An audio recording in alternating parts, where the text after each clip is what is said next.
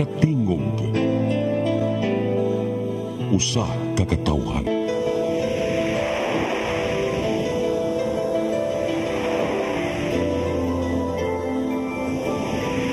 Cebu Catholic Television Network.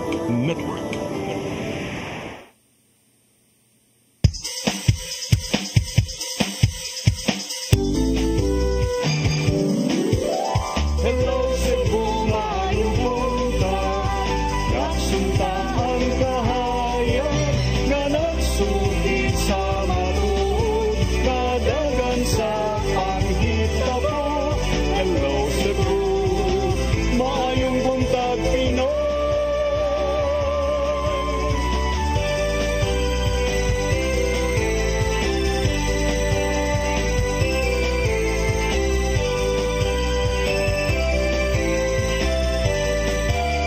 Ang katutulungan sa mga katawhan.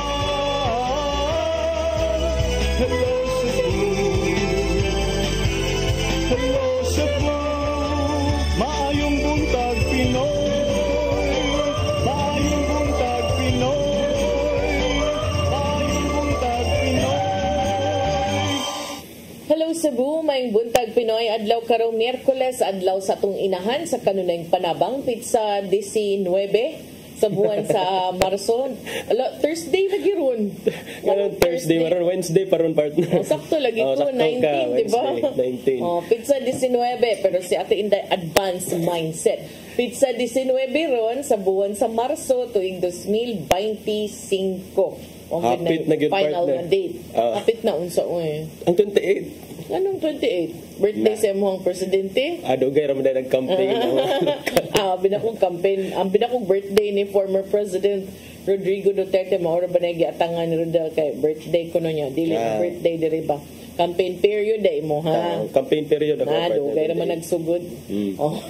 Kami yung mga alagad sa kanginan. Ako si Maluy na kanda tabar. Ako si Attorney John Destacamento. Panimiyang tad sa alas 9 karong buntaga sa tong programang Hello Cebu, maayong buntag Pinoy. Samtang nagpaabot ta sa ato ang latest weather update, ato sang ipadangat attorney kining ato ang front pages sa mga pamantalaang lokal ug nasyonal atong sugdan sa Sunstar Daily. Sa Sunstar Daily, Buhisan School under state of emergency. Sa Super Balita, duha ka anak giingong gi-for sale sa ginikanan. Sa The Freeman, for Buhisan Elementary School, emergency state eyed. Sa Banat News, na maligyag duha ka anak, nasakpan kay gipalitag cellphone ang anak. Sa Philippine Daily Inquirer, DOJ to Supreme Court, Duterte Kins habeas petitions moot. Sa The Philippine Star, Palas to Guevara, are you still fit to be Solgen?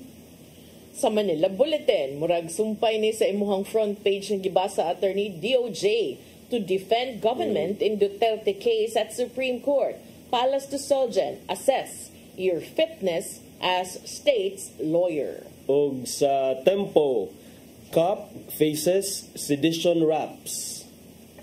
Mao gatong front pages sa mga pamantalaang lokal ug nasyonal sa atong pagbalik atong paningkamutan nga makakuha tag weather update gikas pag-asa maktanog ato sa ipadangat ato ang mga balita.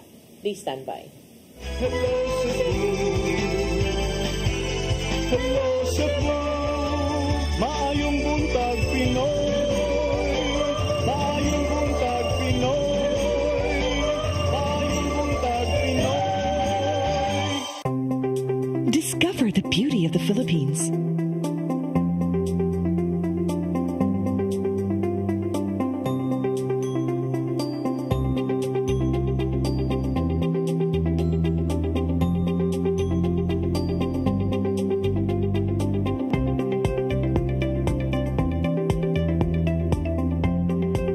With Philippine Airlines, the country's flag carrier.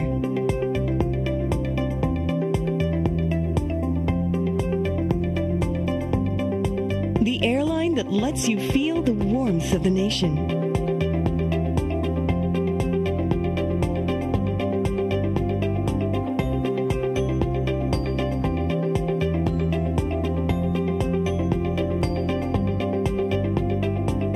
mabuhay.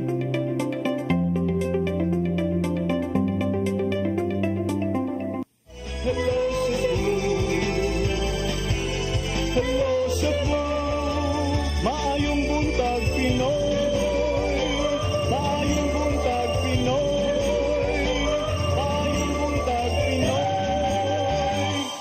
Balik sa Hello Cebu, may buntag Pinoy apan sa dili pang atong mga balita ato sa dawaton attorney atong latest weather update niya tong linya karon. Sir Jomar Aclarino, may buntag. Yes, ma'am. Attorney Jan, good morning sa tanan. Og sa ato tanan tigpaminaw kinitong latest weather update karong adlaw. Ang amihan nakaapekto sa lalawigan sa Luzon samtang kining easterlies or init na hangin gikan sa dagat Pasipiko nakaapekto sa mambahin sa atong nasod. Tungod kini sa easterlies, ang tibuok Central Visayas, lakip ng probinsya sa Cebu, makasinati ng panagsama panganuron nito na sa madagong mga kalangitan ug naay mga patak-patak na mga pag-ulan ug kini mga localized thunderstorms. Padayon ta mag-monitor sa itong mga gi-issue ng mga thunderstorm or rainfall advisories, lakip na ang color-coded na heavy rainfall warnings. Kini ito na sa kasarangan na hangin masinati sa Central Visayas ug kadagatan malinawan nito na sa kasarangan ang pagbalod. Temperatura sa Cebu 26 to 31 degrees Celsius, natay forecast maximum heat index na moabot sa 37 degrees Celsius ug under kini sa extreme caution na category. Haring adlaw mo salop alas 5:55 sa hapon, ng dagat mo taob alauna 20 sa hapon, muhunas unyang alas 8:02 sa gabi. Philippine Standard Time alas 8:12 sa buntag gikan diri sa Mactan, Pag-asa Visayas, DOST Jomar Aclarino. Sir Jomar. Yes ma'am, good morning. Yeah, good morning, sir. To ang heat index, sir, unsay angay bantayan na natong mga orasa karon? Yes, so expected nato karong adlaw 37 degrees Celsius sa atong pinakataas na forecast heat index diri sa Cebu ug mahugi hapon kini sa extreme caution category. Expected food na siya until this week. For the last 2 days, Sir Jomer, medyo nakatagamtam-tag mga kusog pagbunok sa uwan panahon sa kagabhion. Unsay cause ani, sir? Ang atong nasinating pag-uwan ilabi na katong kagabi isad na kasinating na mga localized thunderstorms ug kini mga patak-patak ra ng mga pag-uwan tungod kini pod sa easterlies kanang init na hangin gikan sa dagat Pasipiko and pila ka bisad ta nakasinati og init na panahon. So ay mga chance na na-form ang gitawag nato na mga localized rain showers. Maudi ay. Okay, daghang salamat, yes. Sir Jomar Aclarino sa imong weather update. Yes ma'am, daghang salamat. Maayong buntag sa tanan o magamping ta. Okay, mao kadto si Sir Jomar Aclarino gikan sa Pag-asa Mactan. Karon arita sa to ang mga balita nga nahipos tong kaubanan sa CCTN News and Public Affairs Team. Nag-una sa atong mga balita karong buntaga 21 ka mga armas nga expired na ang lisensya gipangtahan ngadto sa Guadalupe Police Station human gipaubos sa Oplan Katok gikan ni adtong Marso 13 ngadto sa 14. Kapulisan misaad nga motabang sila sa pagproseso sa mga papeles sa maong mga gun holder human sa piniliay sa Mayo 12. Ang kasayuran ihatod ni Arnold Bustamante. Buabot sa 21 kalain-laing nga kalibre sa mga armas nga na-expire na ang mga papeles nga gikan sa 21 ka mga gun holder ang gipangtahan ngadto sa Guadalupe Police Station alang sa safekeeping human sa duha ka adlaw nga Oplan Katok gikan sa Marso 13 ngadto sa 14, 2025 sa pagpangulo sa hipinini nga si Police Major Miles Damuslug. Abaw nga mga armas gidokumento dayon kini sa Guadalupe Police Station 9 samtang gipadayon pa ang pagproseso sa mga lisensya rini sa Philippine National Police. Gipasalamatan sa hipin sa kapulisan sa Dakben Sugbo ang mga mga gun holder nga misanong sila nga gihimong Oplan Katok o gisurrender nila sa kustodiya sa kapulisan. Misaan si Police sa Colonel Enrico Figueroa nga ilang iuli ang mga armas kung makumpleto na ang tanang gipangayo nga dokumento alang sa renewal sa mga armas. Dugan ni Figueroa nga magpadayon pa ang ilang paghingusog sa pagsakmit sa mga loose firearms. Subay sa kamanduan ni Police Brigadier General Rodrigo Maranan, hipi sa Police Regional Office 7, ilabi na karon nga nakadol na ang midterm election sa Mayo 12, 2025 tinguha sa Cebu City Police Office ang malinaw og luwas nga eleksyon og seguridad sa mga botante kagawas noon nga makapili sa gusto nila nga ibutang sa usa ka posisyon sa gobyerno. Nanawagan ang CCPO sa publiko dito nga mga lehitimo nga mga gun holder nga ang ilang nga mga lisensya nga expire na labing maayo nga itahan kini sa labing duol nga police station dungan sa saan nga walay kaso nga ilang nga sa gubangon ug andam pa sila nga mutabang sa pagpadali sa paglihok sa ilang mga papilis. Bibahad si Figueroa nga kung nga magmagahi ang uban sa pagsanong atol sa ilang Oplan katok, mapugo sila sa pagkuha og search warrant gikan sa korte aron i-subject sa operasyon ug mag-atubang na hinuon kini og kaso. Arnold Bustamante, CCTV News. Subay sa maong balita, kasundaluhan o guban pang mga otoridad walay puas nga nagbantay sa seguridad aron kalikayan ang insurgency ning panahon sa eleksyon. Samtang gitahasan sa DILG 7 ang mga barangay officials sa nga moabag aron ipatunhay ang kalinaw sa palibot. Ang kasayuran ni hatod ni Gian Navarro. Hugot na ang pagbantay sa Philippine Army ning panahon sa eleksyon aron pakigbatukan ang insurhensiya sa palibot. Sumapa ni Brigadier General Joey S. Canillas, ang commander sa 302nd Infantry Battalion sa Philippine Army, nga nagtinabangay na sila sa ubang mga otoridad aron mapahugtan pa ang seguridad. Karong hiniusa na ang ilang puwersa, gilakip nila sa pagpabantay sa palibot ang mga sakop sa Philippine Coast Guard ug ang Bureau of Fire Protection. Samtang ang ubang mga kasundaluhan gibutang sa mga lagyong lugar sa rehiyon, ilabi na sa Bohol o Negros Oriental. Apil usab sa bantayan sa mga sundaw, mao ang mga lugar diin init ang inilugay sa gidagan ng posisyon. Yung tinatawag din JPSCC, Joint AP, PNP and Coast Guard yan, security forces na nag-uusap on how we will ensure that the election will be peaceful and orderly. So doon pinag-uusapan namin kung ano ang deployment namin sa different areas, kahit dito sa Cebu and sa Bohol, no? Magsimula ang local campaign period karong Marso 28, maong mas pahugtan pa ang ilang pagbantay sa mga kandidato, apil na ang mga residente. Kini aron kalikayan usab ang kagubot sa higayong mubuylo na ang pagpangampanya. Mag-coordinate sila so that we can provide, no? This is regardless of what party you are or kung ano ka, basta pagpupunta sila para to ensure lang, although kung kahit na wala tayong na-monitor, basta kung feel nila apprehensive sila, sabi ko mag-coordinate sila and then we will provide area security doon sa areas kung saan puntahan nila. Samtang itahasan sa Department of Interior and Local Government 7 ang mga barangay officials sa paghatag na usab sa hugot ka seguridad. Sama na lang sa kanunay nga pagpatrolyar o monitoring sa mga barangay tanod ngadto sa mga pampublikong dapit. Maong padayon usab sa ilang habig ang pagbantay uban ang mga security forces nga nalakip usab sa mandato sa DILG. In fact, DILG is mandating our punong barangays to provide assistance as well during the election. We are tapping as well the barangay tanods to help sa pag-secure sa ato ang mga sa areas sa election. Navarro, CCTN News. Sa laing bahin, Comelec officer o kapulisan sa Lapu-Lapu may klaro nga ana-ana sa green category ang dakbayan alang sa nagsingabot nga eleksyon karong Mayo. Mga detalye sa report ni Crystal Joy Felerca. Gibutyag ni Commission on Election Regional Director Francisco Pobe nga ang dakbayan sa Lapu-Lapu nalakip sa yellow category kauban ang lungsod sa San Fernando sa nagsingabot nga eleksyon karong Mayo. Tungod kini sa nahitabo nga mga insidente ni adtong nilabay nga eleksyon, may labot sa intense political rivalry. Because siguro issue on the mga history before.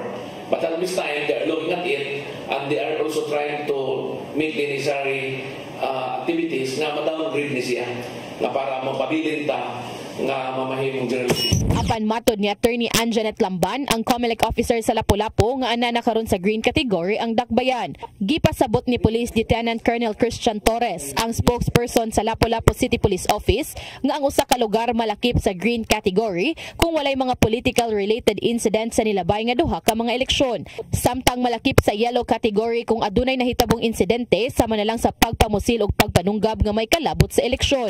Green manggod is wala tay previous record, meaning to say wala tay mga political na mga related incident, especially na shooting or na patay na natuha natay political rivalry pero dili mo na ka-intense yun. Wala tay mga tawag na to kategory nga ma-yellow siya kay kung katong grabe ang intense political rivalry. Ibutyag si Attorney Lamban nga sa pagsugod sa election period ni adtong Enero 12, ana pa sa yellow category ang dakbayan. Apan sa kasamtangan, nalakip na kini sa green category. As of now, green. Before, at start sa election period, nag-yellow because of the previous nga mga incident. But later, look into deeper yun, thoro ang investigation, we decided na ibutang yun siya sa green. Samtang siguro sab ni Lieutenant Colonel Torres nga ana sa green category ang dakbayan tungod kay wa masulod sa parameter sa yellow category ang mga insidente nga nahitabo sa nilabay nga eleksyon. Nang may resolution ang committee nga ibalik siya sa green. Ato lang na i-check sa ato ang regional office together with the COMELEC kung basig wala lang na update manay sa ato na to. Kay based sa parameters na convene man to sa board nga ibalik siya green kay wala man ginasud ang yellow category. Base usab sa assessment ni Attorney Lamban nga dili pa makonsiderar nga yellow category ang political rivalry sa Lapu-Lapu taliwala sa mga nahitabong pagpangdaot sa social media. Crystal Joy Felerca, CCTN News. Sa laing balita, mga kandidato sa syudad sa Mandawi sa umaabot nga eleksyon nitambong sa Peace Covenant Signing o Unity Walk alang sa hapsay nga piniliay. Ang kasayuran nihatod ni Mary Rose Sagarino. Malinaw og hapsay nga eleksyon ang pasalig sa mga kandidato sa Mandawi sa umaabot nga piniliay sa Mayo 12. Sila ni pirma sa Peace Covenant kaganinang buntag gipahigayon sa Mandawi City Sports Complex. Kinigitambungan sa Team Mandawi gipanguluhan ni dismiss sa Mayor Jonas Cortez o Juan Mandawi gipanguluhan ni Congresswoman Imari Lole Papuano Dizon. Peace Covenant is a commitment. Hopefully sa buhat yun, sa gikaingon ko na buhat na pasultiyon, dili sulti ang pabuhaton. Na atong ipakita nga, o kung sa'y atong gipirmahan, mausay atong pagabuhaton karong eleksyon na. Lain-lain ang partido, lain-lain siguro ang opinion, but we are here, our group, One Mandawi, na maghinaot nga ang atong gusto yun, peaceful, ang atong lakbayan, and successful. Nitambong usab ang pipila ka mga independente nga mga kandidato. Si Gipin Requermi ni Lancer pagkamayor ug Aidan Pipito pagkakonsihal. Peace and harmony with our two candidates. So I commit myself to be fair with them, to commit peace. Ang Peace Covenant signing gihimo sa Mandawi City Police Office sa pagpakigalayon sa Commission on Elections. Nagtumong sa panagsabot sa mga kandidato sa malinaw nga eleksyon ug likayan ang mga bayolente.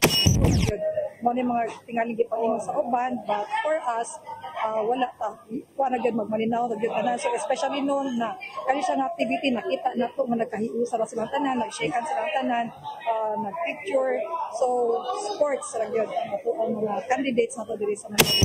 Sa wala pa gipahigayon ang covenant signing, usa ka misa una ang gipahigayon sa National Shrine of St. Joseph og Unity Walk paingon sa complex. Sa miaging interview ni COMELEC 7 Regional Director Attorney Francisco Pobe, gikumpirmar niini nga ang Mandawi ang usa sa ilang gimonitor tungod sa intense political rivalry. Apan matod sa kapulisan nga padayon nga green status ang Mandawi og pabilid nga malinawon. Matod sa mga kandidato nga wala usab pa nag-away kanila, hinuon adunay mga nagkadayang opinyon ang ilang lumalaban. Karon nga nagkaduol ang eleksyon, nagkadaiya usab nga issue ang gipangakusar sa nagkadaiyang kampo. Eleksyon, kinanan gina siya. Dili lang kita onion skin. Isod man na ni, politiko man lang. Ato lang dawaton, yato lang sa tumagon. Mary Rose Sagarino, CCTN News. Sa atong katapusang balita, suspek sa pagdunggab patay sa usa ka lalaki sa dakbayan sa Lapu-Lapu, mitahan apan didto sa kapulisan sa Konsolasyon. Suspek ni angkon sa krimen apan mitataw nga self-defense ang nahitabo, hinungdan nga iyang nadunggaban ang biktima. Ang kasayuran ihatod ni Crystal Joy Felerca. Mitahan sa kapulisan sa Konsolasyon kagahapong adlaw ang 41 anyos nga sospek nga nidunggab patay sa 38 anyos nga lalaki ni adtong Domingo, Marso 16, pasado alas 6 sa gabi sa Barangay Mactan, Dakbayan sa Lapu-Lapu. Kaganihang buntag ni atubang sa mga sakop sa media ang sospek nga si Carlos Quinto ug miangkon kini sa iyang nabuhat nga krimen. Gibutyag niya nga wa sa iyang plano nga patyon ang biktima kinsa igsuon sa iyang live-in partner. Self-defense ang nahitabo tungod kay gihulga siya niini. Mato niyang samtang sila nag-inom, gibunalan o gituok siya sa biktima. Hindi ko na po, iya ko gibunalan. Iyo ko kaduha. Ang katong pinutol ako nga ilikil. Iya ko yan gibunalan ako. Usban ko ta niya. Detakson ko niya. Ako siya naman sa kulo. Wa ko plano nga luba niya. Pinsar ako. Ako may patay. Iangko ni Quinto nga nagbahay siya sa nahitabo mao mitahan siya sa kapulisan ug atubangon niya ang kasong ipasaka batok kaniya. No. Ang datong habak ra mong istorya gud nga na. Kabuan to na mogod nga kuan. Pero katong habak dili mo nilaktin. Kabuan ra bungar sa mong pero dili siya. Wa mo siya habak. Ikaw sa habak. Habak. Itataw usab niya nga dili habak mo hinungdan sa ilang panaglalis apan ang nahitabo bunga lang sa ilang panag-inom. Ang kutsilyo na to wa to na kong gamita nga panluba. Mipinsar sad ko. Mipinsar ko. Ako may mamatay. Mipinsar ko. Karon kaya ako may nakasa ako mang kuno. Sa pagkakutlo ning balita, ang pamilya sa biktima nagdumili una sa paghatag og pamahayag. Crystal Joy Felerca, CCTN News. Mao katong mga balita nga nahipos ng kaubanan sa CCTN News and Public Affairs Team. Ug inyo katong nakita kagahapon sa mga balita sa Sairi 47. Breaks. Hala, wow. Good condition kay si attorney. Katawa ko kay Regalingi na expected. Pangutana ba mingon sa kanya ato na ning sugdan attorney. Breaks. Siya. Condition kay si attorney today for today's video. Sige, balik na man sa pipilak pahinumdum kay si attorney murag nanggigil na niya sa mga topic ron kay murag makatilaw gid kung namang gay mga nakaila din ng Solgen pa tanawa karon kay si katilaw ni siya. After this break, please stand by. Hello Cebu, maayong buntag Pinoy. Maayong buntag Pinoy. Maayong buntag Pinoy. Discover the beauty of the Philippines.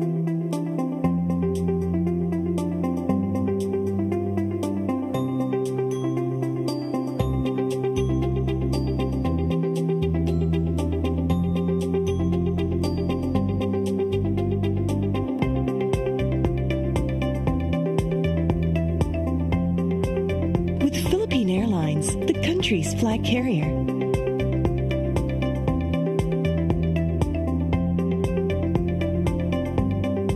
The airline that lets you feel the warmth of the nation.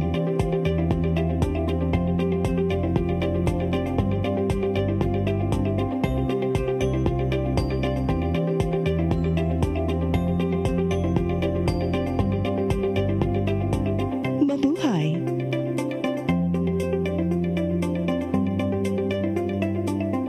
Kaiba sa mga politiko, matagal nang ginagawa ni Ariel Querubin ang ipaglaban tayo. Kahit sariling buhay inaalay. Ngayon, iba ang laban. Pero tuloy ang misyon ni Ariel Querubin, ang ipaglaban tayo.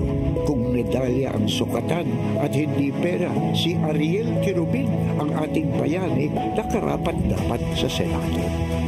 Pag may Ariel Querubin sa Senado, may bayani tayo sigurado.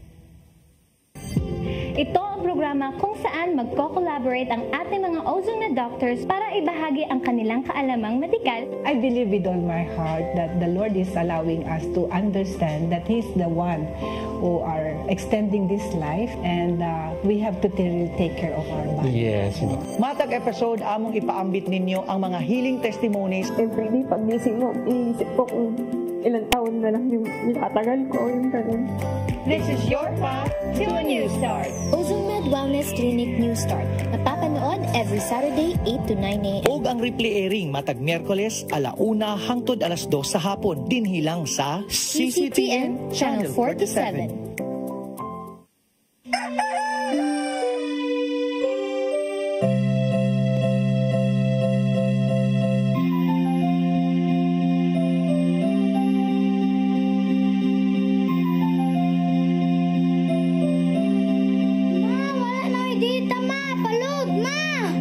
Sorry ma'am, na-late ko.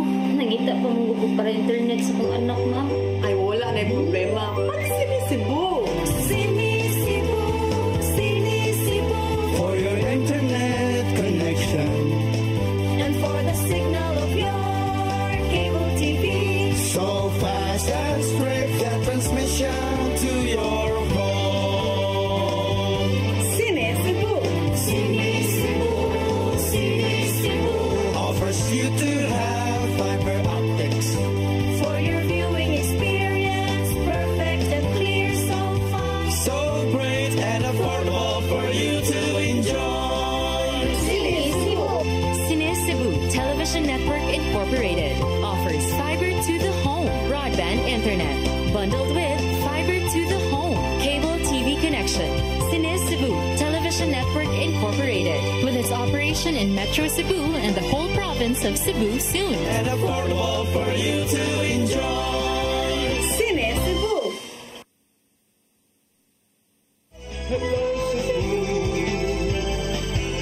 Hello Cebu, maayong buntag Pinoy, maayong buntag Pinoy, maayong buntag Pinoy. Balik ta sa Hello Cebu, maing buntag Pinoy. Nya sa atong mga pag-isgot-isgot karong buntaga partner, bay-ubay magagilinya pero imong gusto hisgutan ay sisig hapon o kanin. Ubay di akong gilinya. Fake news ka ha. Fake news bitaw ni ubay-ubay. Usara pero medyo taas-taas. Sa may atong hisgutan ani ay hisgutan karong buntaga ang mga idol ni Rodel Kimod kaning mga trolls ug mga fake news peddlers kay kanang uban wala lang silang kibaw nga abinilag kanang ilang pag react ug uban pa abi gyud nilag makatabang gyud ni sa ilahang gustong mahitabo no abi gyud nilag kanang ilang mga panghasol og mga tao sa online abi nila kini makapapush gyud ni makapressure gyud ni sa ICC nga paulion or dalog balik diri sa Pilipinas ang kanhi presidente pero atong nakita karon nigawas sa mga balita nga kini kunong trolling o pagpang-atake sa mga tao posibleng makapasamot pa hinuon sa ilang kaso kay matud pa posible pang madugangan ang mga kasong mapasaka ngadto sa International Criminal Court kung kaning mga troll kaning mga hilabtanon online ug kining mga take batok sa mga biktima ug uban pang mga partido nga nalambigit niini masubay nga balik ngadto sa kampo sa kanhi presidente nga si Rodrigo Duterte. Kini mo gibutyag sa usa sa mga abogado nga nagrepresentar sa mga biktima ni ining drug war. Si ICC Assistant to Counsel Cristina Conti niingon sa usa ka interview nga mahimo silang musulti sa korte nga dunay mga pagpang-ataking nahitabo. One, as a manifestation. Second, as a possible additional offense against the administration of justice. Now, ako ning hisgutan because I know, nakabasa ko nga ang kining judge, si kining French, Julia Motok, na abot na siya sa point nga nag-deactivate siya siyang LinkedIn kay kining mga Pinoy, mga hilabtanon kayong dako, pataka-taka na lag-comment dito, hasta yung Facebook, unya. Nagid ko'y nakitaan, nga proud pa kaayo nga guys. Adto na lang mo comment sa iyahang February kuan nga katong or January nga post kay pwede pa mo maka-react or maka-comment dito. Nakaingon gud ko gapaka-uwaw ra gid in town mo sa mga Pilipino. Kanyahay ra nga moingon siguro ng ICC ra uban pang international people nga ayaw gid na ninyo ibalik na to sa Pilipinas kay wa mo'y makuha hustisya dito kay hasula-sulon mo sa mga supporters. Mao gid na itong naabot nga. Musumbalik ra dai gyapon sa ila partner. Oo, posible kaayo. Matud pa sa abogado sa mga biktima, The standards are high and intimidation of witnesses, attacks on the court, generally anything that will hinder the administration of justice for the court to do its work, or if you ask the court to not do its work or to do its work improperly and so forth. So, nasayran, na kining mga ganahan kaayog, mga maghimog, mga fake news, ni hingusog sa ilang mga kalihukan sa milabayng simana, human sa pagkasikop sa kanhi presidente. So, gawa sa mga fake news, mga false information, kanang mga bakak, kabahin sa pagkasikop o pagkaaresto, doon na say nang gawas ng mga disinformation narratives na nag-target sa mga biktima. Kanang moingon ba nga, uy, dili man na siya EJK victim, karon pa na, bago pa na namatay. Kanang moingon nga, ay na lang taninyo, silinga na mo, dili na tinuod, kawatan ng dako, may resi ka ng mga inana. Bakit? Kung ingon tag, mutanaw ka sa Facebook, daghan makigdang gawas sa attorney. And you have no way of knowing. Kaya kung naalam mo yun, I used to be a kakamping. Yes. I am like this, like that. Me, I did not vote for President Duterte, but I stand with him today. Kay kaning nasa picture, silingan ni namo. Don't you Last year pa ni namatay. Don't you think, partner, there is a murag kini siyang mga nanggawas karon sa social media, orchestrated ni siya or something nga na ay nagpaluyo or deliberate yun siya nga? Yes. I can say with certainty because if you look at it, Manggod, you don't have like kanang diingikan. Siyempre, wag yun kayo ngun anak eh. Kain sa kag ilan ng isaya-saya. But kung imo manggong tanaw ng pattern, if you look at certain profiles and programs, you would see na kasagaran sa mga saba kaayo og isog kay monulti, dili man real people. It's just a page. And how would you know? Kaya may gibutang nga ito nga, follow. Di man siya add friend. Or naman kay add friend, makita mo nga ang profile create last year pa. So, kanus ang makaga, last year pa ka naghimo. Subay na partner, doon na ang ato mga otoridad partner, wala sila ni pahuway sa pag-monitor ani mga fake news peddlers. In fact, was lang ni pahuway. Wala na itugo. Muna giingon ganina bitaw why po as ang pagbantay mo sige sila. Uy, ay ko Andre ana. 20 ka vloggers nga accused of spreading fake news online partner karon kasamtangan nga gi-monitor sa NBI. In fact, duha na sa ilaha ang nag-atubang og warrant of arrest for charges of cyber libel and inciting to sedition. Ako lang nang i-appeal kay. Unsa man ang inciting to sedition, attorney, alang namong mga yanong lungsuranon. Inciting, so meaning dili jud actual nga sedition ang gibuhat, inciting lang meaning to say nangingganyo og lain nga atong i-destabilize ang gobyerno. Nanggalgal. Kani wala gyud hinungdan gobyerno ang ato ning tumbahon. Inana, mao na inciting to sedition.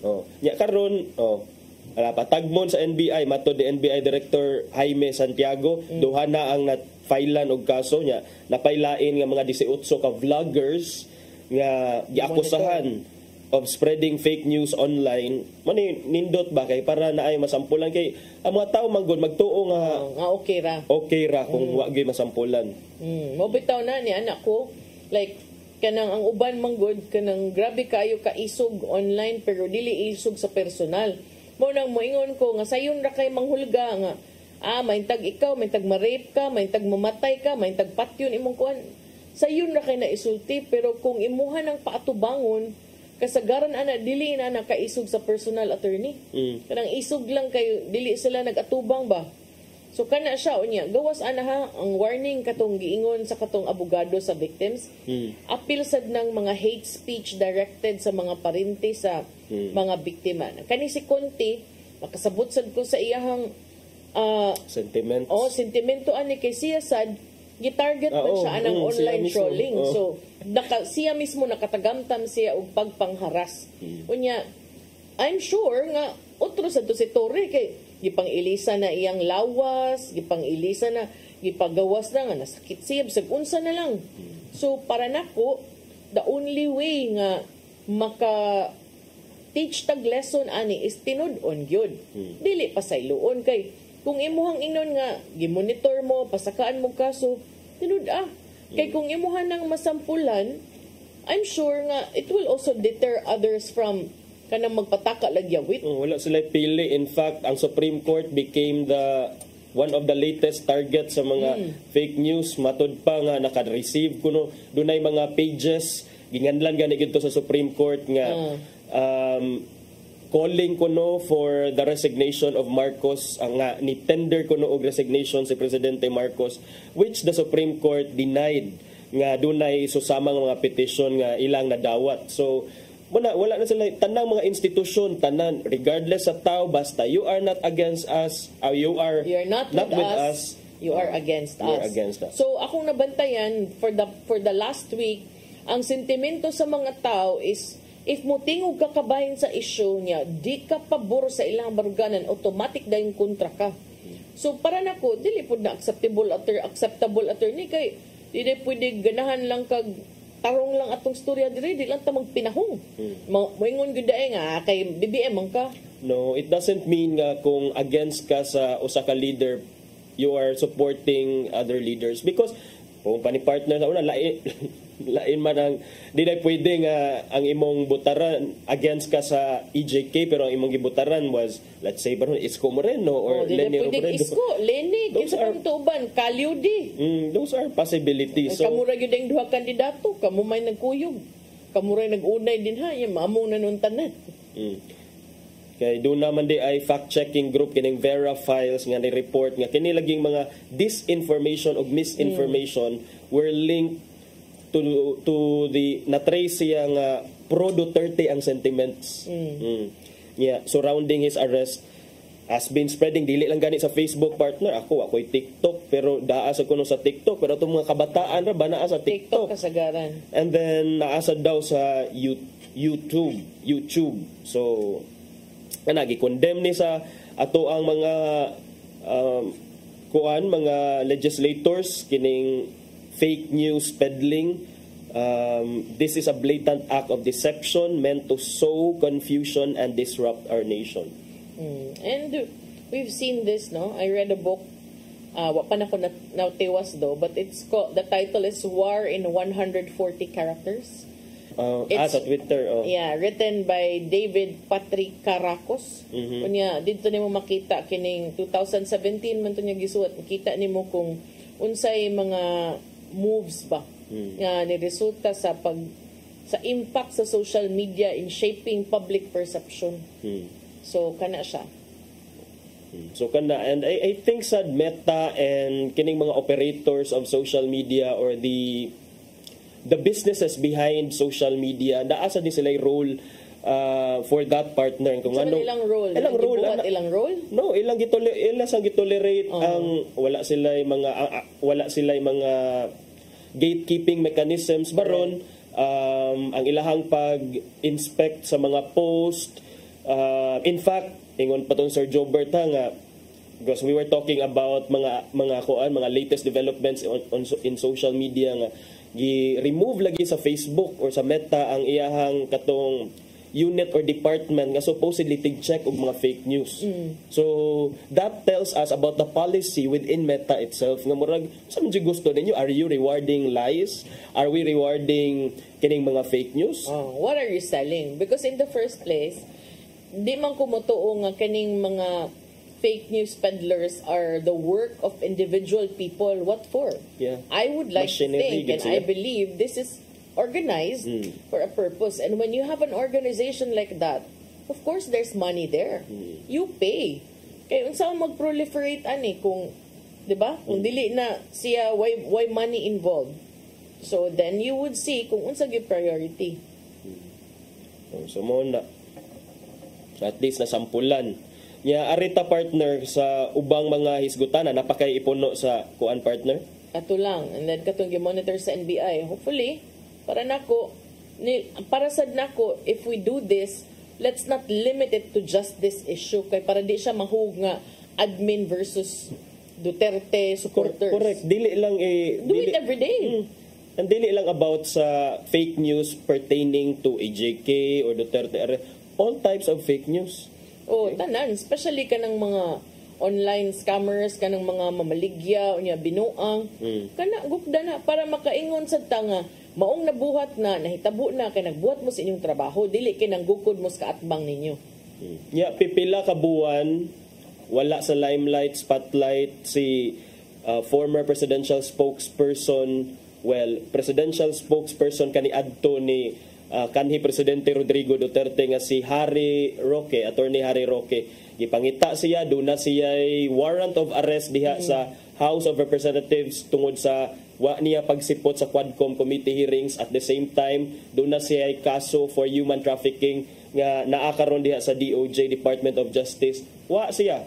And then all of a sudden, ni kalit siya og butho didto sa the Netherlands.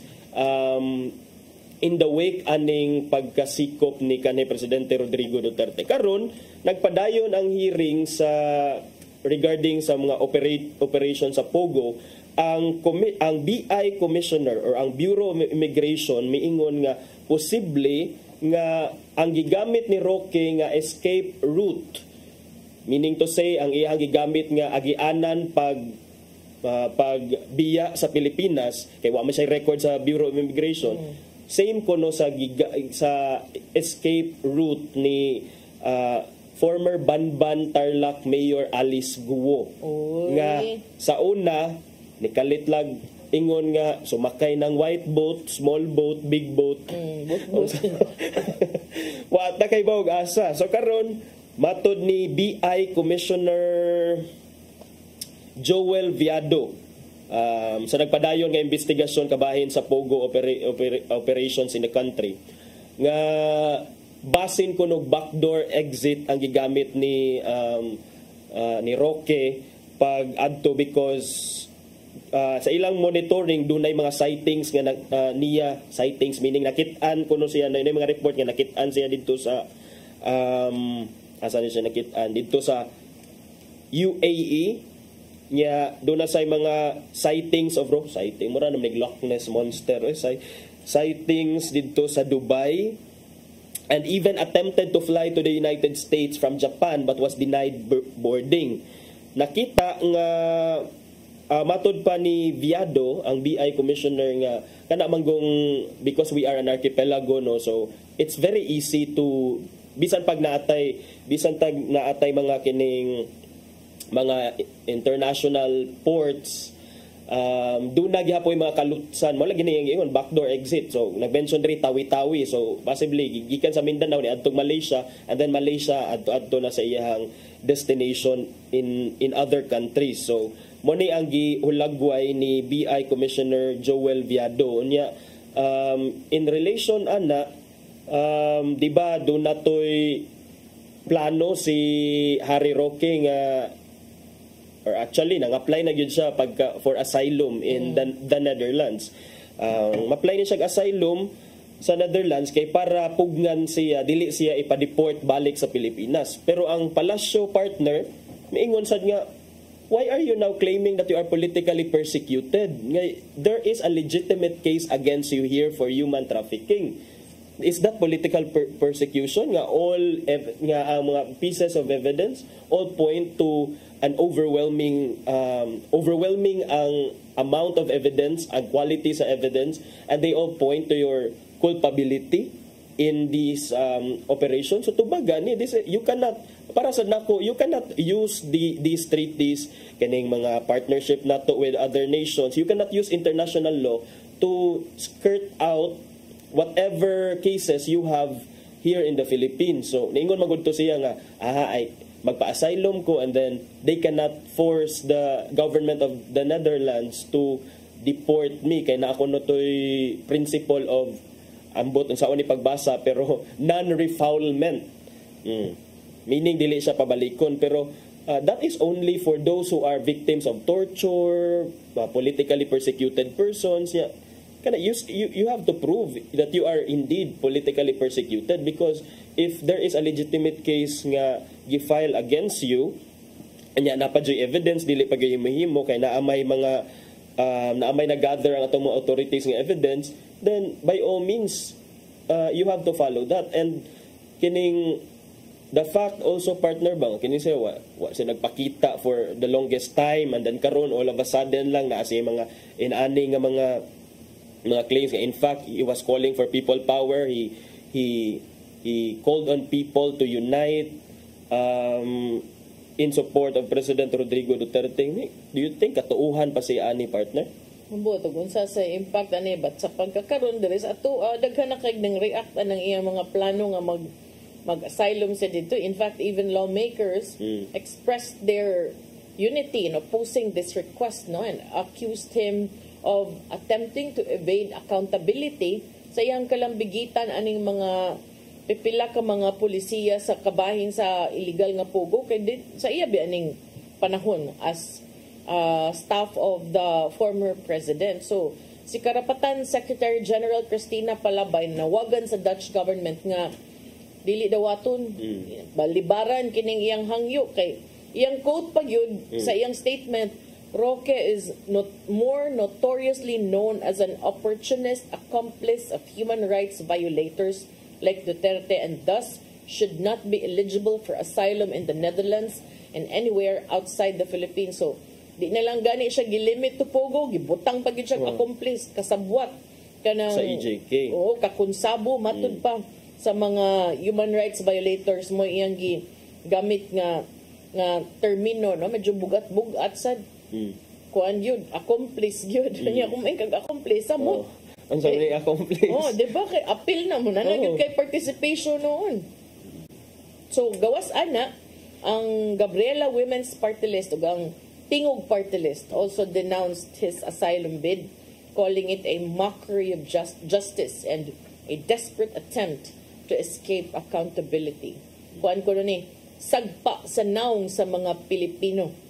Kaya iya lang ko nung gigamit kini nga proseso aron malikayan ang mga tulubagon. So kana. But if the government of Netherlands accepts his application for an asylum, wala tay mahimo ana or maybe na tay mahimo, but for now sab diri sa atoa ang Office of the Solicitor General karon nahimong na sa issue because wala man gud sila nangin labot sa ang Supreme Court, di ba? Na atoy petition for habeas corpus. Pagkasikop ni Duterte ni file ang mga anak og habeas corpus diha sa Supreme Court to produce the body of their father before the judicial authorities. Karon ang Supreme Court, okay. OSG, what's your comment about this? Ni-recuse man sila. Ni-recuse sila, meaning to say ni-inhibit sila from commenting on the case. Karon ang ni Poli na ang DOJ when in fact under traditionally ilan ang trabaho. The work of the Soljan is to defend the government. Yes. Pero how can you be effective if karon mo recuse ka kung naay something nga giatubang? And unsa ang reason sa pag-recuse? Because matod sa Soljan nga for the longest time, it has been our position nga the ICC no longer has jurisdiction over the case against former President Rodrigo Duterte because according to the Office of the Solicitor General, ato na ning OSG dili lang kang, but the OSG is currently led by what's the first name ni Guevara? Menardo Guevara. And then background lang tagamay, Menardo Guevara unsay involvement niya ani during the Duterte administration, partner. What do you mean involvement? Like iyang mga gihuptan nga kaso, dili kaso but iyang mga gihuptan nga position during the Duterte administration. Was he the DOJ before? What do you mean DOJ? Secretary? Okay. Kung ano ni far and wide man ang ties that bind ni Menardo Guevara mo nang karon daghan na kay niingon, are you still fit to be there? Nya niingon to si Castro na dapat ikaw na lang mo sa mo kog lingon oy kung maay pa ba ka din ha. So kani manggod daghang mga abogado, I think ikaw pod kay abogado man ka, nakawa ka uyon sa iyang pag-recuse kay siya gyud supposedly ang Council of Government, but this is not the first time kay nag-una niya katong Soljan sa time ni Duterte si Solicitor General Jose Calida mosad ang ni-invoke na kuan dili siya. Yeah, ato mabasahan diri nga si Guevara di ay ang wife ni current President Bongbong Marcos nga si Lisa Araneta Marcos. Batchmates din sila sa Ateneo Law. Niya, when Medial Dea Cono became Duterte's executive secretary, siya man ang Secretary of Justice sa panahon ni Duterte. So bisag classmate pa silang First Lady, ang asawa raman to, siya nga nagkupot sa posisyon was Justice Secretary at the time of the former president. Unya siya sad ang commissioner kani adto sa panahon ni Noynoy, actually taas mo gud yung service. So di sad kakapin down gyud nga whether it's loyalty or not kay pag time pud ni Noynoy naman sad siya sa Philippine Competition Commission. So mao na karon. So right now DOJ ang step in to fill the shoes, to fill in the to fill in or to advocate for the government before the Supreme Court. Pero kana mo tanaw na attorney sakto sad siguro kay ang abogado sa presidente Medialdea nya mura man sila kaubag law firm kay founding partner man siya sa Medialdea Belo Guevara nga law firm.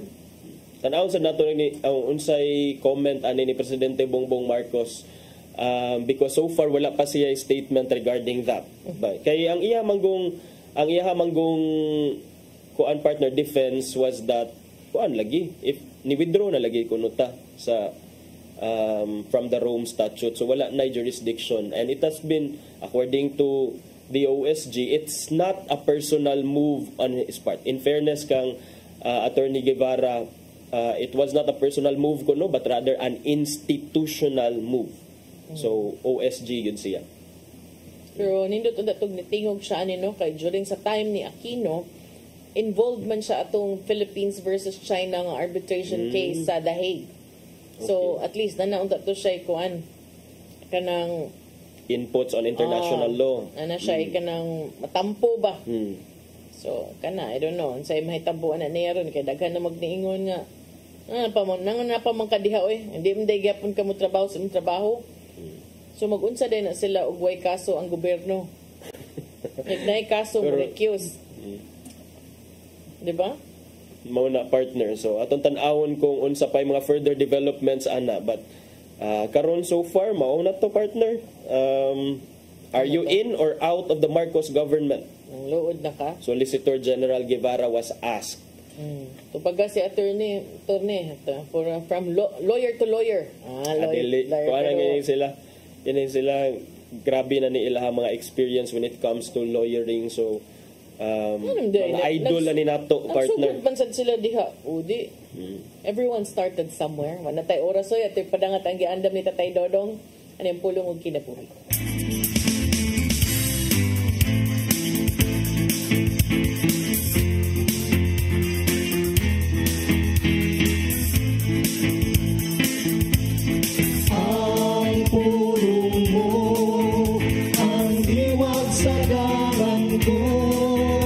Ang balaang kasulatan naghulagway ka nato kung unsa gayud ang katuyuan sa kinabuhi sa tao sa iyang pagpuyo dinhi sa kalibutan.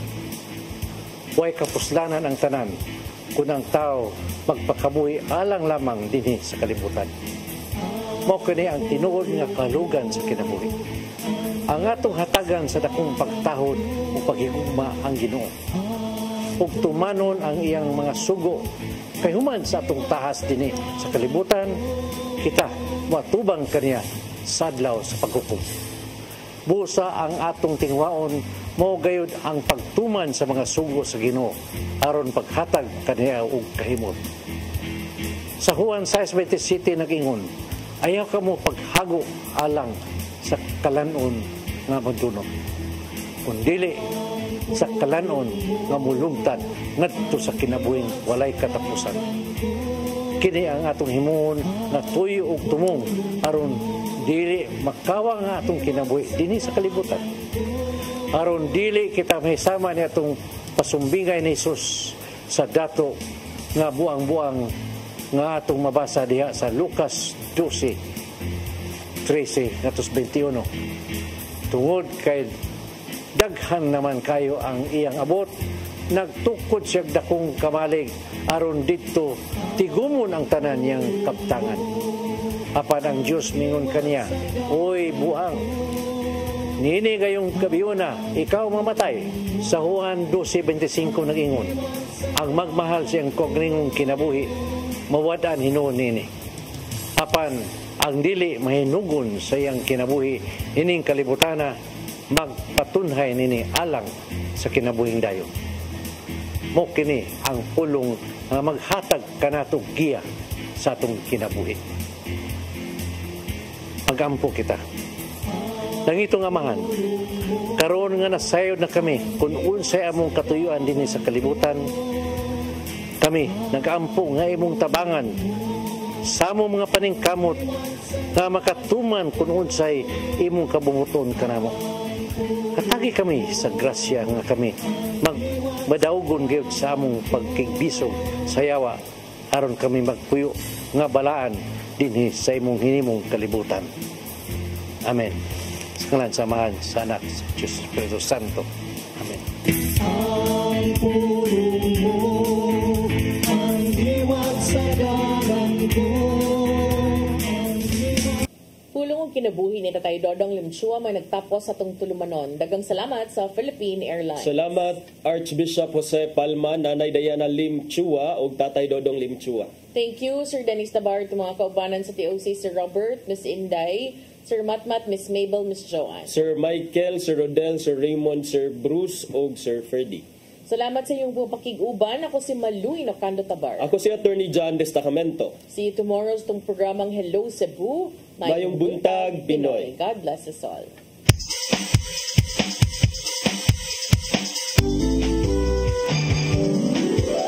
Hello Cebu, mayong buntag, nagsunta ang kahayag. Usa ka pagtuo